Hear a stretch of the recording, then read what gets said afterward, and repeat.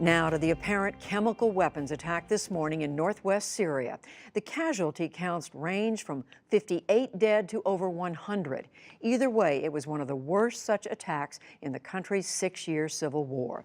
It hit the town of Khan Sheikhoun in Idlib province, which is largely controlled by rebel forces fighting the regime of Bashar al-Assad.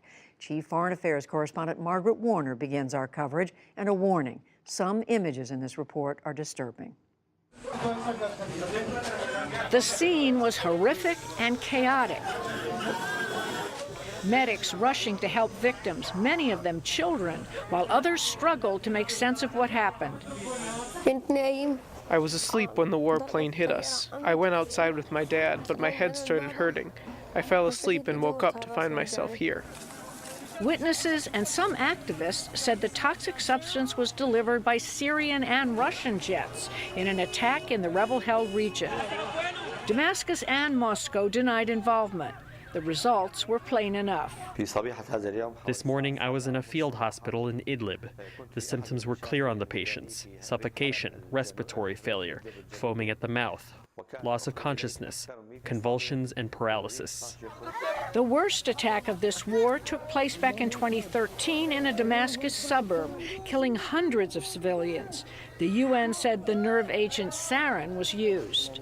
In 2012, President Obama had declared the use of chemical weapons in Syria a red line that could trigger U.S. airstrikes.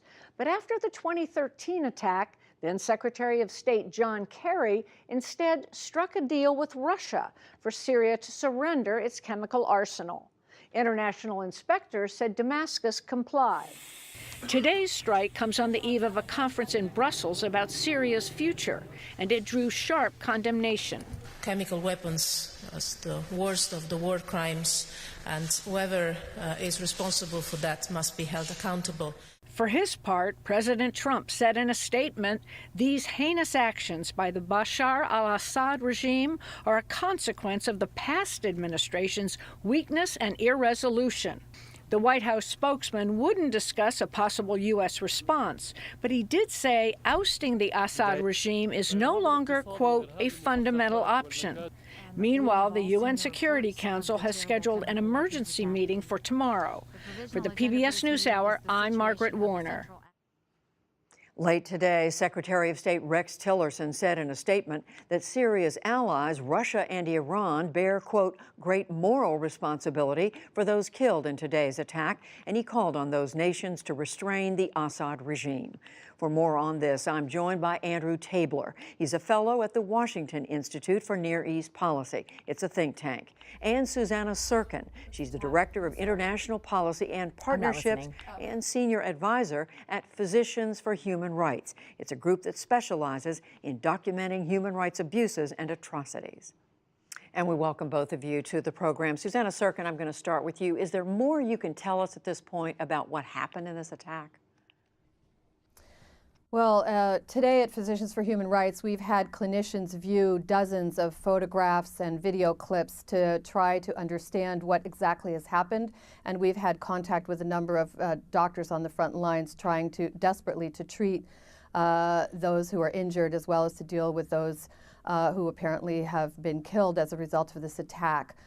We know that the medical system, such as it is, which has already been devastated by more than almost 7 years of war, has been responding as best it can, but it is really, as far as we can tell, a situation of chaos and desperation.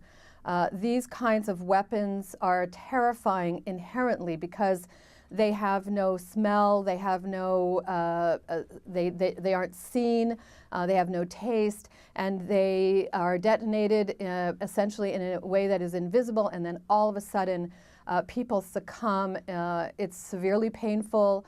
Many people who are attacked in this way end up having nerve damage as well as muscular constriction, and in the end they can't breathe at all. So they're rushed to the hospital, and it's really quite desperate. And I know their work is still being done to try to determine what kind of chemical. Andrew Tabler, Is it clear or even close to being known at this point who exactly was behind this? Well, it was behind the opposition's lines, so it seemed to be delivered from the air.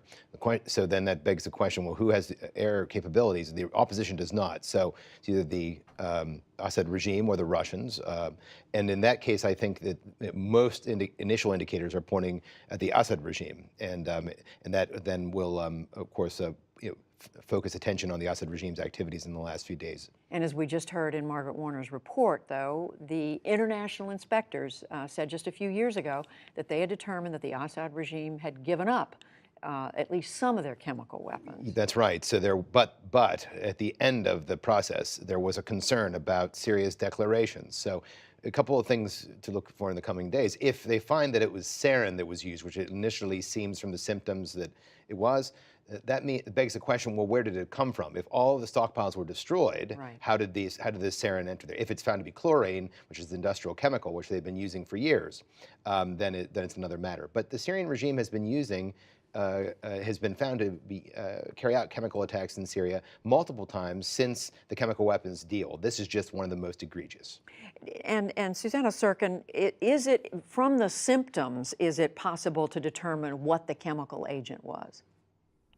Well, so far from everything that Physicians for Human Rights has seen and observed through these videos and photographs, all of the symptoms that are known to be associated with the use of sarin, which is a banned nerve agent, have been seen.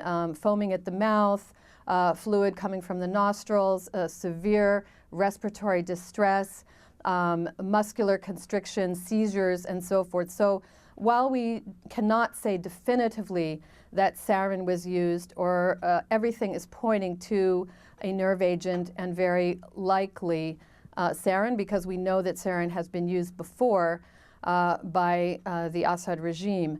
What would need to happen next, and what we're calling for, is an immediate, independent, international investigation on the ground to collect samples, which would involve collecting blood, urine, and clothing and soil samples to have a definitive conclusion.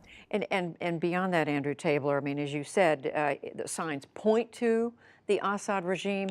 How does anyone involved in this get to the bottom of determining definitively whether it was the Assad regime? Well, there is a joint investigative mechanism that was put in place by the United Nations years ago to investigate these attacks, and they have found that the Assad regime has used chemical agents on multiple occasions. I anticipate that will be used. The question is it enough? And in the past, you mean, is this investigation? Yes, is this an investigation enough? Is this method enough? And I think that, in the past, activists and others have brought out samples that have helped investigators look into these matters, determine what was used, and then determine on a course of action. So just staying with you, Andrew Tabler, today we heard an opposition leader say that what happened is, in his words, essentially a direct consequence of what the Trump administration has been saying in the past few days, that it was going to be, that they were prepared to live with the Assad regime. On the other hand, you have President Trump in his statement blaming it on the failed policies of President Obama. Well, in the balance, first of all, I mean, the Assad regime has been using chemical agents since 2013. So that's, but overall, I think, to be fair, the Trump administration was dealt a pretty terrible Syria hand by the previous administration.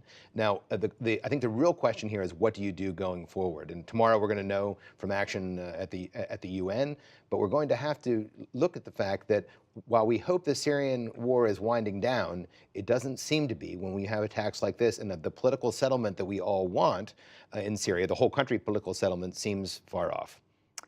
We are going to leave it there. What a horrific event to have taken place. Andrew Tabler, Susannah Sirkin, we thank you both.